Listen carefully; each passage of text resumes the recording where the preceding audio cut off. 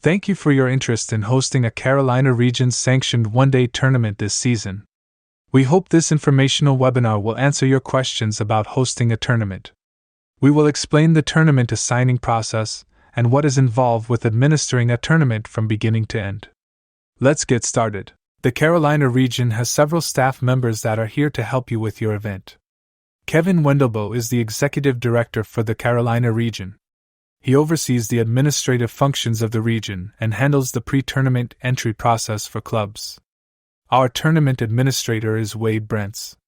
Wade will be your main point of contact regarding the hosting of your tournaments before the event. Wade enters all tournament sanction requests into our tournament system. After the tournament entry deadline, Wade will assign out the sites for each division. He will send out rosters the week of the tournament and will input all results after the event. If you have any issues the day of your tournament, you should contact Kevin. His cell phone number is included on every roster cover letter that comes to you the week of the event and can also be found in the Tournament Director Handbook under the Roster Check section. Please do not give out this cell phone number to the coaches or players. If there are any issues with rosters or eligibility, the TD should call Kevin directly, not a coach or parent. Finally, Callie Davis is our officials program director. She is responsible for assigning our professional referees to the tournaments.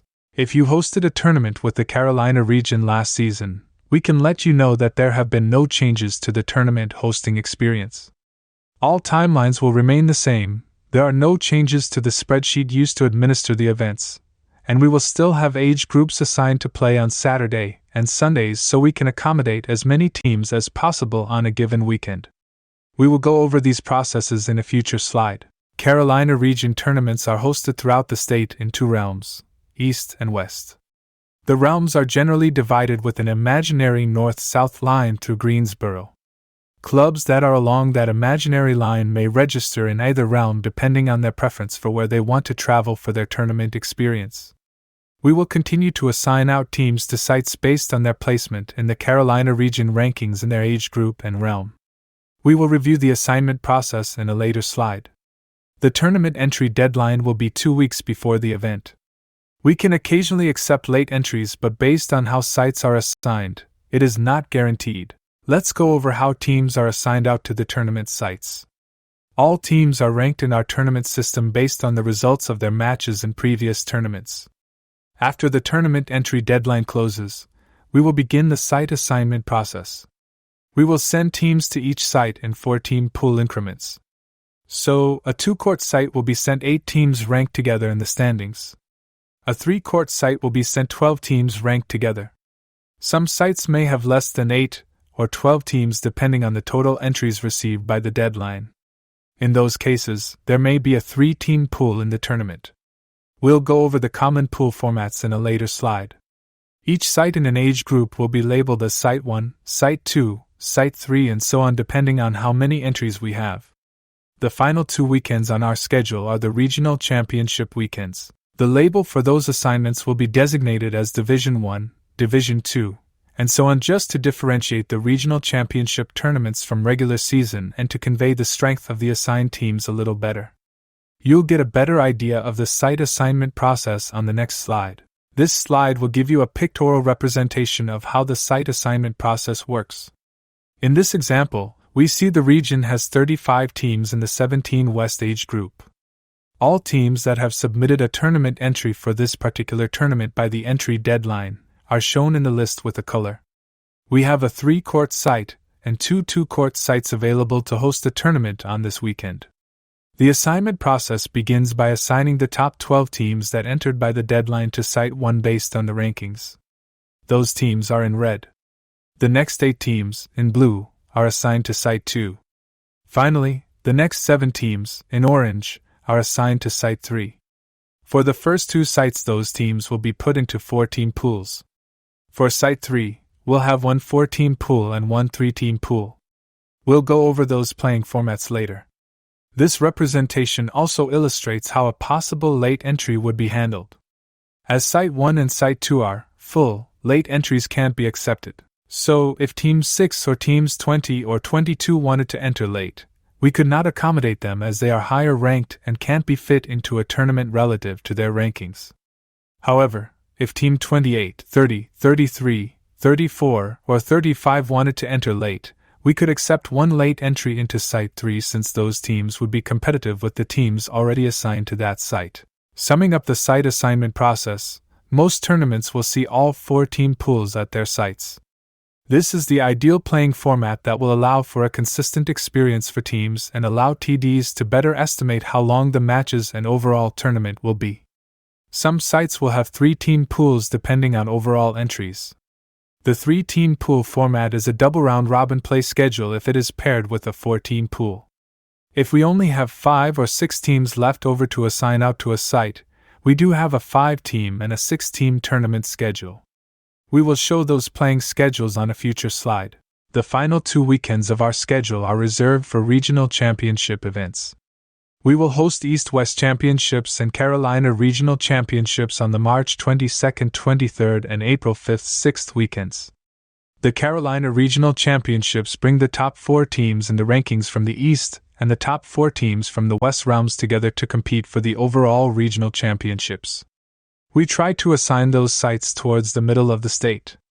All other teams that submit an entry for those weekends that are not among the top 4 teams in their realm will be assigned to their respective East or West Championships tournaments. Teams will be assigned out in the same process we outlined earlier.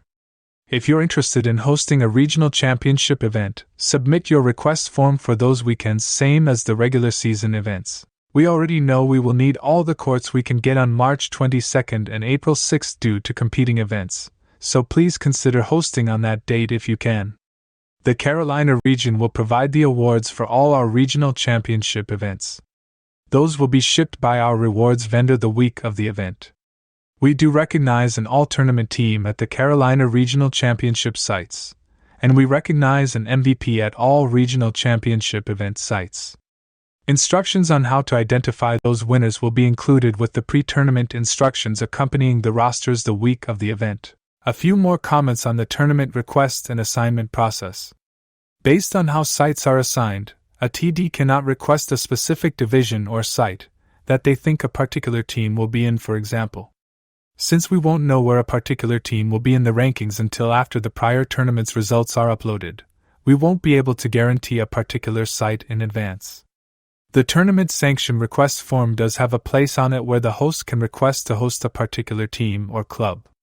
Please fill that section out if you do need to host a team from a particular club. We will do our best to accommodate all specific requests, but keep in mind if multiple hosts request teams that are ranked near each other, it may not be possible to accommodate all such requests.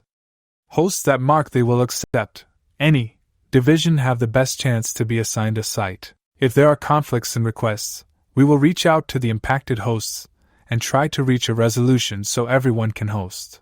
As mentioned earlier, we do have the opportunity to host tournaments on Sundays during the season. With the growth in teams we've experienced over the past several years, we usually need all the courts we can get on Saturdays. Having Sunday tournaments also helps us manage the numbers so more teams can participate.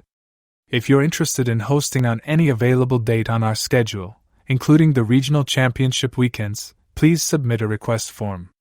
If a team doesn't show on the day of the event, the tournament director will need to change the pools and formats to another approved playing format.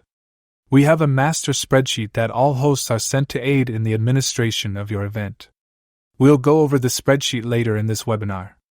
Usually if a team drops from a 4-team pool, then the TD will just change to a 3-team pool and make sure teams are still seated correctly across the entire tournament. If the withdrawal takes the total teams to 6 teams or 5 teams, then the TD should switch to those tournament formats. Just plug the teams into their new spots in the spreadsheet for the applicable tournament field size and the spreadsheet will run the event. We have a few more slides of general information. Remember that we won't be able to have a full schedule of site assignments before the season. Site assignments happen after the tournament entry deadline closes 2 weeks before each event.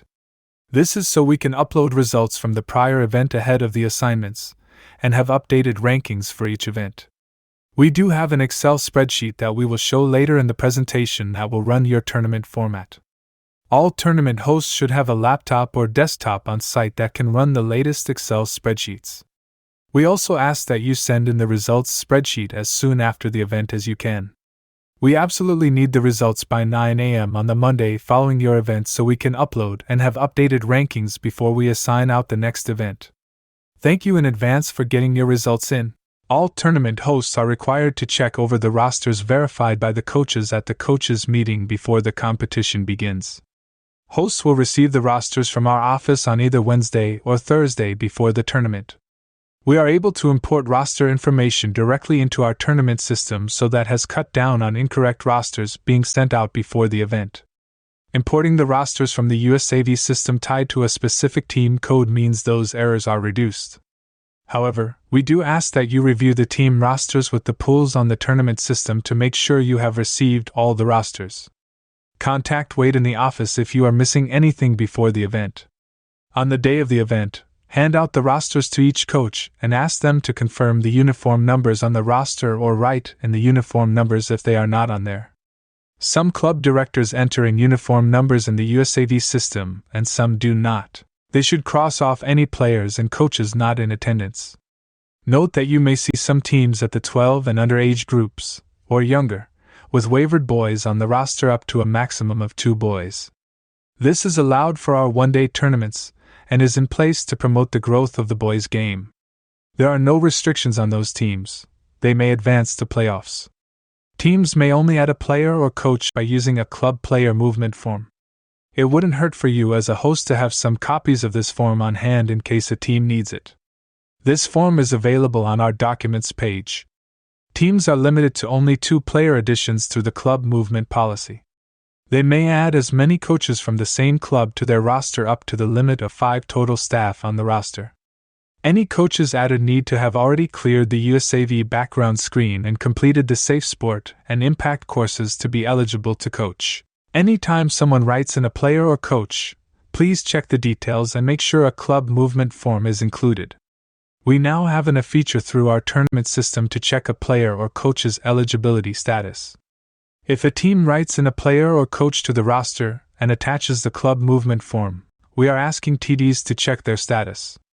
We will send out instructions on how to check the status with the rosters. In general, you'll go to a page on our tournament system, enter some identifying information, and the page will return whether the coach or player is eligible to participate. If it is a player, the page will return what age group they can participate in, that age or older. If the player or coach comes back as not eligible, they may not participate. Call Kevin on his cell phone if you have any questions about someone's eligibility. His number is provided on the roster cover letter and in the TD handbook under the roster check section. Do not call the region office number as we are not in the office on the weekends. The USA Volleyball Member Management System does allow members to save a digital membership card. This is especially useful for coaches as it will show whether they have completed all their membership requirements, including the USAV background screen, Safe Sport course, and Impact course. If the member has saved their card, a TD may use their phone to scan their QR code and the system will show a live view of their membership status. If it shows they are eligible with an applicable membership category, then they may participate once properly added to the roster.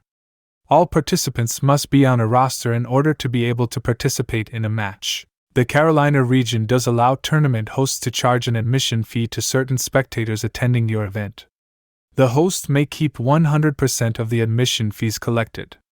The maximum admission fee allowed is $5 and hosts may charge any non-participant age 11 or older the fee. All kids 10 and under, our professional referees, and anyone appearing on a team roster entered in the event, should not be charged an admission. We recommend having a contactless payment option for spectators to be collected either before the event or on site. We are able to add specific facility information to our tournament system, so if you have anything you want to add about your admission policy or process, let us know in advance. The Carolina region strongly encourages all tournaments to have a certified trainer on site during all competitions. USA Volleyball does require all tournament directors, trainers, or any other tournament staff to have a current USAV membership, and since participating with a junior event, they would need to complete the Safe Sport and clear the USAV background screen. Contact the region office for information on a $5 event worker membership and complimentary background screen for any trainers or staff working your event. The region does designate $5 of each tournament entry to go towards paying a trainer to be on site. We no longer require the tournament host to provide proof of the trainer's certification or attendance, so the $5 per team is included automatically in the post-event payment to the host. But we do encourage all hosts to have a trainer on site, and do provide some funds to help cover their costs. Let's go over a typical timeline for the region's one-day tournament. Once the season officially begins on September 1st of each year, the region will begin registering teams for the upcoming season. Once teams are registered, they may begin submitting tournament entries for our scheduled one-day tournaments. Entries will be received until 2 weeks before each event. On the Wednesday or Thursday before the event, region staff will email several files to each tournament site. There will be a custom Excel spreadsheet that includes the teams assigned to their pools for the event, all rosters for the teams in the event, and a master Excel spreadsheet that the host can have on hand in case any teams drop at the last minute and pools need to be adjusted by the host. We will go over the spreadsheet later in this presentation. Hosts may receive more than one email with the tournament information, so be sure you have received all of the above before each event. If you're missing anything, let Wade know in the office by Friday morning. Tournament hosts may go to our tournament system at any time to see how many teams are entered in the event. After sites are assigned, which is usually on Mondays after the entry deadline closes, the site assignments and pools will show on the tournament system under the tournament date of the event. When you receive your spreadsheet from the office, be sure to go to the tournament system and make sure the pools/format matches what is shown on the tournament system for your site. If there are any differences, contact the region office. Please check that you have all the rosters for each team as well. There are a few other things to handle before your tournament. First, it is always a good idea to confirm with your facility early and often that you still have it reserved for your event. Check with them as to when you can get into the site to set up for the tournament. Ideally, you can get in the night before the event to set up the courts. All one-day tournaments begin at 9 a.m. with a coaches meeting at 8:30 a.m. Let the office know what time your facility will open the day of the tournament, so we can update your site information. Participants will be at your site early, so be prepared. Make copies of all current score sheets and Libero tracker sheets. You will want at least 12 copies of each for each court in your facility. Make a copy of the officials' payment sheet and have it available for the officials as they arrive. You will turn that in with your post-event paperwork. Officials will not be paid until we receive that form, and there is a place for the tournament director to sign at the bottom to verify the referees in attendance at your event. Also make several copies of the incident report form. If there are any injuries or damages at your site during the event, you will need to complete an incident report form. Please fill it out completely in consultation with the injured party, or parent/guardian, and send to the region office within 24 hours of the event. You can direct them to the region office to request a medical claim form if the injury is serious. Inform them the medical claim form is not to be completed until after all their primary insurance claims have been processed and paid, as the USAV insurance program is a secondary policy. All forms you need will be in the TD handbook we will mail out before your event. Copies of these forms are also on our TD resources page at our website, under Info tab. That page also has a listing of USAV-approved volleyballs. Please try to use USAV-approved balls. Molten is the official volleyball sponsor of the Carolina region, so if you can use Molten balls, that is preferred. The region has a limited supply of new Molten balls for sale if you need some game balls. We're going to go over the various pool formats you may have at one of your tournaments this season. On this page you can see the most common pool size we have in the 4-team pool format. We try to assign out tournaments in 4-team pool increments, so the overwhelming number of tournaments will have this pool size in their event. It is a round-robin pool schedule with a 30-minute required lunch break in the middle. The lunch break is as much for our officials as for the participating teams, so this is not something that the teams or TD can voluntarily remove. In this format, as soon as the pool completes match 3, make a note of the time and announce that the 30-minute lunch break begins at that time. Announce when the next match warm-ups will start, 30 minutes from then. You do not need to wait until all pools finish to start the lunch break. As no one knows if future matches will go 2 or 3 sets, each pool may catch up after the lunch break, so it is better to just keep each pool independent and start their lunch breaks when they finish the third match. In this format, the top 2 teams in the pool will advance to the playoffs. This slide is a visualization of how the region seeds the teams into our pools based on the current team rankings in the tournament system. It's important that tournament directors understand this process so you'll know both how teams are placed into pools if you're asked on site and if teams drop out, and you have to reseed teams into a different tournament format using our master spreadsheet. You can do it correctly. Teams are seeded into the pool using what is called a snake method. If you happen to only have one 4-team pool in your tournament, they will just be seeded top to bottom with highest ranked team in slot 1 and the lowest ranked team in slot 4. Most tournaments have 2 or 3 courts, and an 8-team and 12-team tournament, snake, is shown on this slide as well. The top team goes into slot 1 in pool 1, and then the next highest team is in slot 1 of pool 2. The remaining teams are placed based on the snake until all slots are filled. If you were to draw a line from slot 1 to 2 to 3 and so on, the line will snake through the columns. Based on their positions in the pools, you'll always be able to know where those teams are in the seedings for the event. This snake also works if only have 6 or 7 teams entered in the tournament. Just remove Team 8 for the 7-team tournament, and Teams 7 and 8 for the 6-team tournament, and you'll see your new tournament format and slot assignments. Knowing this information is important, so if a team withdraws at the last minute, and a region staff member cannot help you reseed the tournament using the master spreadsheet, you can do it yourself, keeping in mind the seeding in the original tournament and adjusting slot assignments based on which team is no longer playing. The master spreadsheet will have a tab at the bottom that you can select to reference this seeding information as well. This slide shows the playing format for a 3-team pool. This 3-team pool will only play this schedule if there is at least one other 4-team pool in the same tournament, so same number of matches will be played by both pools. Teams are seeded into the pool based on the prior slide, and it includes the required lunch break, same as the 4-team pool schedule.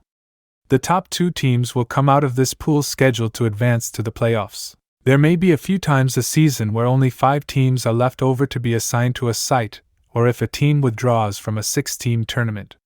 This slide shows the 5-team tournament schedule. The 5-team schedule will only be used by itself. We will not have a 5-team pool playing in same tournament as another size pool. This is due to the time needed to complete the pool schedule. This is a round-robin format, but each match will only play 2 sets to 25 starting at 0. The top 2 teams will advance to play a finals match. The last place team in the pool will be the work team for the finals. As with all other formats, the spreadsheet will run this format. We do occasionally have 6-team tournaments assigned out to sites. We will use this format to try to accommodate as many teams as possible, and will shift some teams around to avoid a 5-team tournament. This 6-team format is actually a great format for participating teams, as every team is guaranteed to make the playoffs regardless of how they do during the pool play round.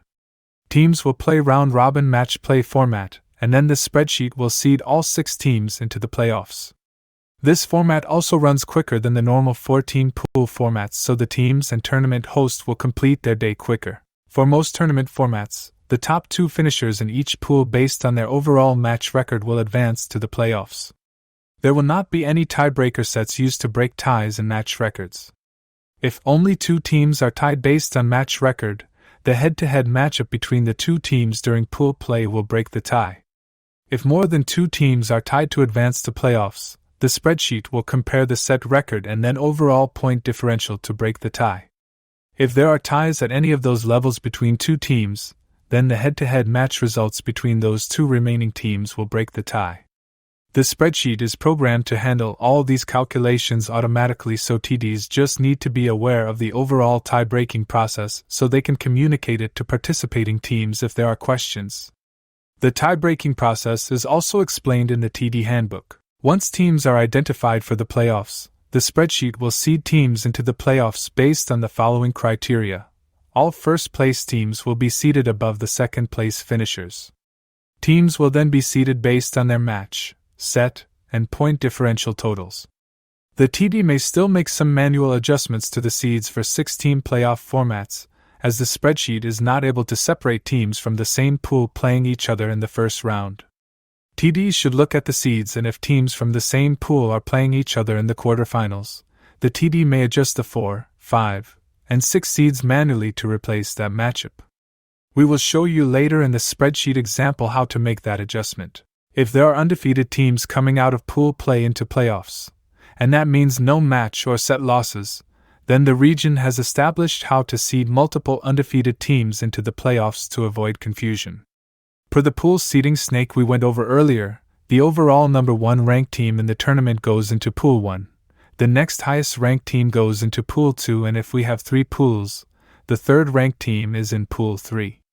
So, for playoff seeding purposes, an undefeated team, in matches and sets, coming out of Pool 1 will be seeded higher than an undefeated team out of Pool 2 and 3, and an undefeated team in Pool 2 will be seeded higher than an undefeated team in Pool 3. It does not matter which team is undefeated in each of those pools. They still will maintain that overall pool seeding if they come out undefeated.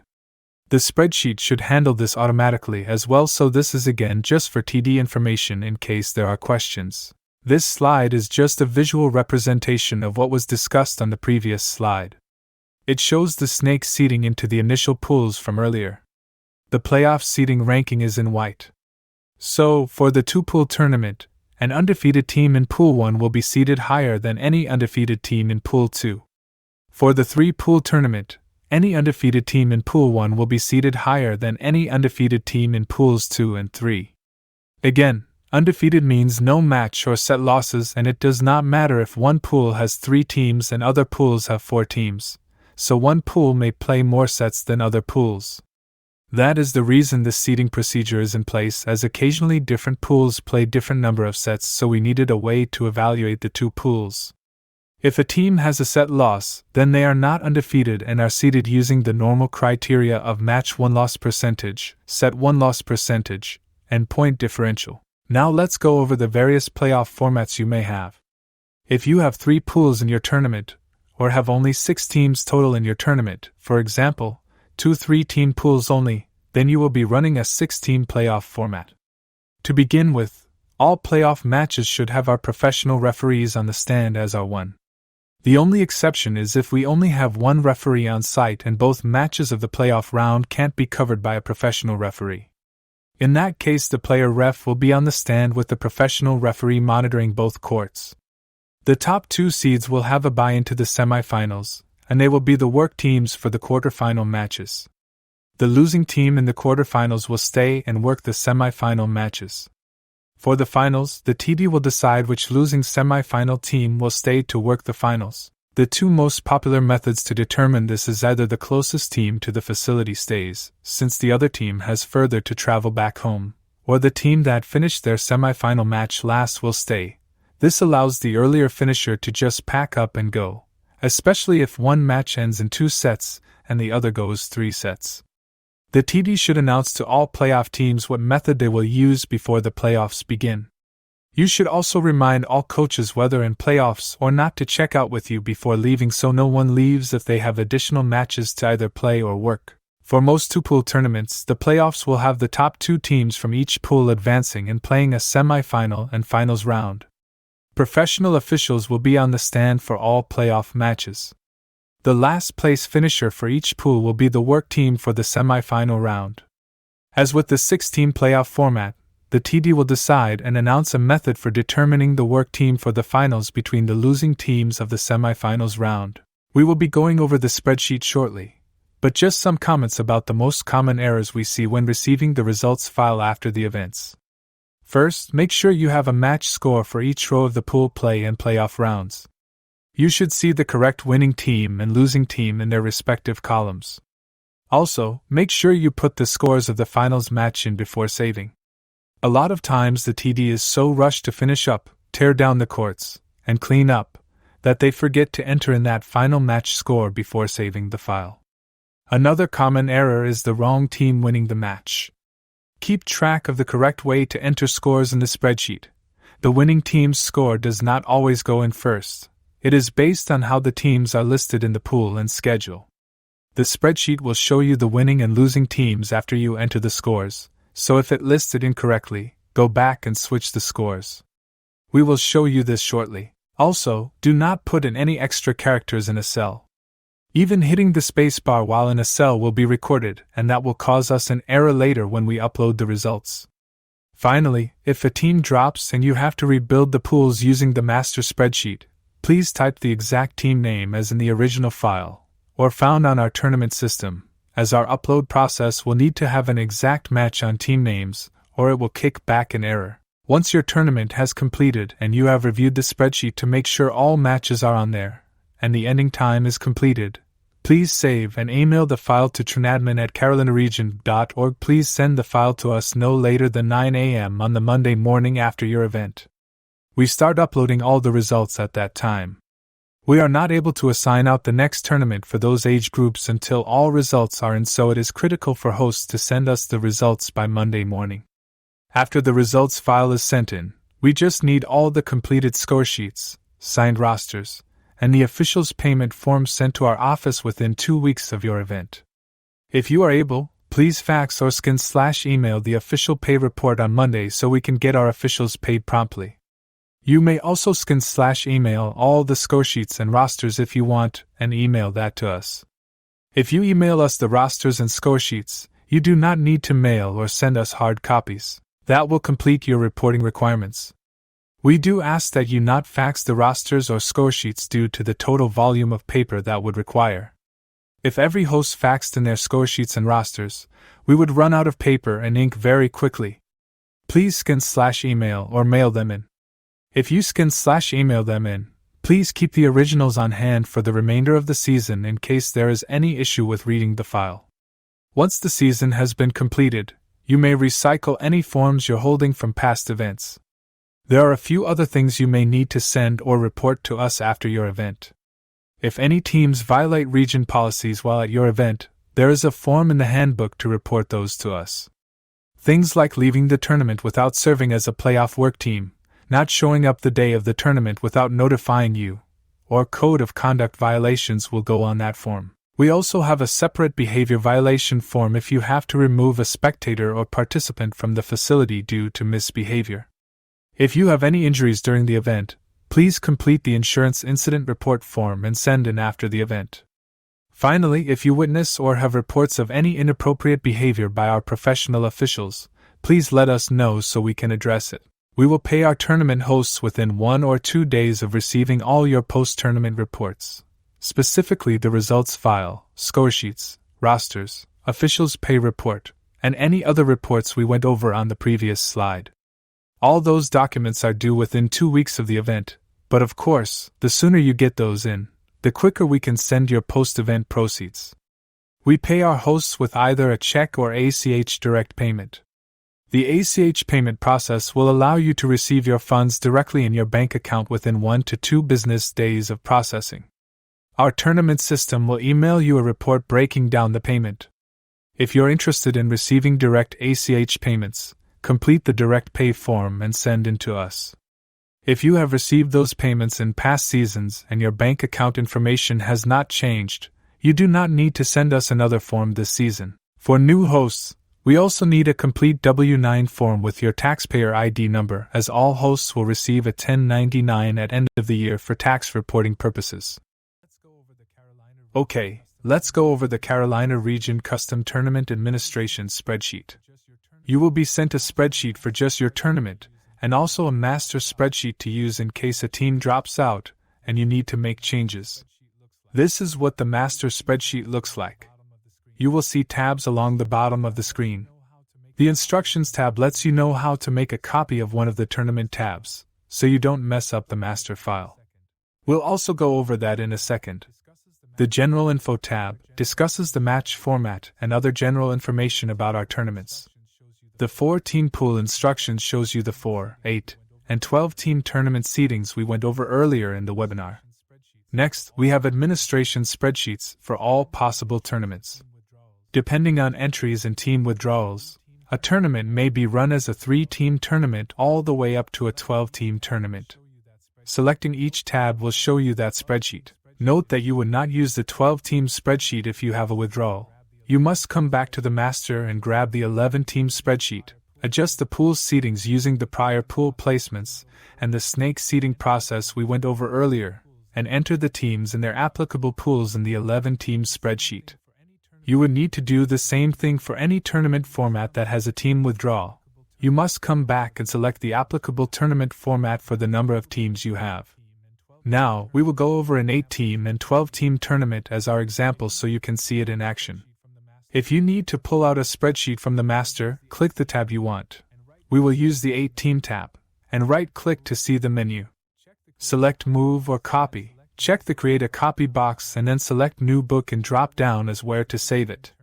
It will open just the 8-team tournament. We are going to pull over an 8-team format we already pulled out and entered some data in so we can save some time. We have locked a lot of the spreadsheet so inadvertent keystrokes won't cause issues. But you can edit the team's columns as needed if you have a withdrawal and need to start over in a new book. However, the team's columns will come pre-filled when we send them to you before the tournament. Here we are entering some unique names and you'll see it pre-fills the schedule in the middle columns with those team names. We will then finish entering scores into the spreadsheet. Note that you need to put Team A's score in first always and then Team B. Also note that the winner and loser columns do fill in after you enter scores that show a team winning 2 sets. Always double check your winner and loser on the score sheets and in the spreadsheet. Since the top 2 teams from each pool come out, you will not need to make any adjustments to playoffs. The spreadsheet will calculate the playoff teams automatically. Just enter the playoff scores in same way as during pool play and make sure you enter the finals results at the end of the day.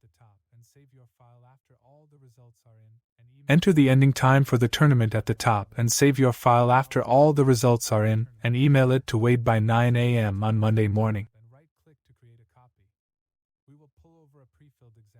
Now let's show the 12-team tournament example. Select the 12-team tab and right-click to create a copy. We will pull over a pre-filled example. We are going to keep the team names as they show here, but those fields are editable if needed if you have to make changes. If you do need to enter team names, please use the exact team name as found in our tournament system, as the results will not enter if team names don't match. Then we will enter the remaining scores in all the matches the same as previously. Again, Team A's scores go in the first match score column always, even if they lost that set. Double check the winner and loser columns to make sure the correct teams are winning and losing. Once all the pool play matches are entered, you'll see that the spreadsheet took the top 2 teams from each pool and put them in the playoffs. It just happened to work out here that 2 teams from the same pool, Pool 3, are playing in the quarterfinals. We do not want that to happen, so this is one instance where the tournament director can make an adjustment. You can adjust any of the 4, 5, or 6 seeds so teams from the same pool are not matched up together in the quarterfinals. Go into the playoff seeds area and you can select a cell and choose a different team to go into that slot. You'll want to switch between the 4th, 5th, or 6th seeds to make your adjustments. Once that is updated, send the teams out to the courts for playoffs and enter the scores as they come in. Save the file and email to us by 9 a.m. on Monday. That is it for our 2 examples. All other tournament formats will work the same with the spreadsheet doing most of the work. Be careful entering scores and double check everything, and you should be fine.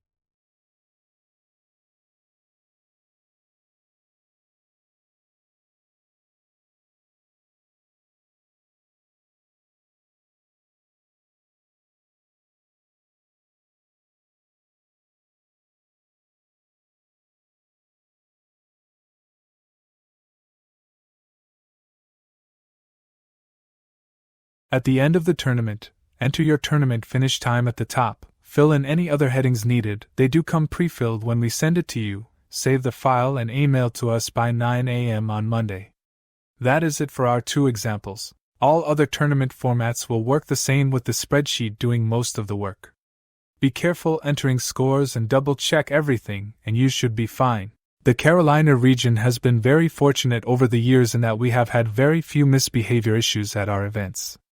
Our club directors do a great job of emphasizing positive sportsmanship, and usually a friendly warning is all that is needed to handle any issues. But for the rare occasion where a participant or spectator begins to act inappropriately, we have two tools that both tournament directors and our professional officials can use to control the behavior. The participant-spectator behavior policy governs all attendees at an event and grants authority to the tournament director to remove individuals that are not acting appropriately. Tournament directors should review the policy before their events, use the warning cards that we provide with the Tournament Director Handbook, and promptly report any individuals that are removed from your sites. We have also implemented a purple card policy for our professional officials to use if they see or hear spectators acting inappropriately. This policy allows officials to warn and penalize teams if their spectators are impacting the match. This can be the first step taken at an event, but if this does not control a spectator or the behavior is egregious, the TD can and should still use the participant-spectator policy to remove the individual. We hope you'll never have to use these policies, but it is always nice to know that the region will have your back when dealing with these unfortunate incidents. Finally, all the information we have gone over in this webinar and more is included in our Tournament Director Handbook. We send this handbook out each season to every tournament director that submits a request to host one of our one-day tournaments. This handbook covers all the policies and information regarding hosting our tournaments. It also includes a master copy of the forms you'll need when hosting. We also have all the forms on the TD Resources section of our website if you ever need another copy. The handbook also covers information on providing awards to the winning teams. Hosts do need to provide individual awards to the first and second place teams. For reference purposes, the region orders 11 individual awards for the first and second place teams when we order awards for our regional championships. If a team happens to have more than 11 players on the roster that attends the event, we tell them we will order additional medals and mail it to the team rep. Hosts will need to provide awards for all regular season one-day tournaments. If you are hosting a regional championship event for us, last 2 weekends on our schedule, then the region will actually order and ship those awards to you, so you will not need to worry about ordering for our championships. That is it for our Tournament Director Informational webinar. We thank you for your interest in hosting Carolina Region one-day tournaments. We hope you have found this webinar helpful in preparing you to host an event this season. If you have any other questions about the tournament hosting process, please send us an email at the region office, and we will be glad to answer any other questions you have. Have a great season and see you on the courts.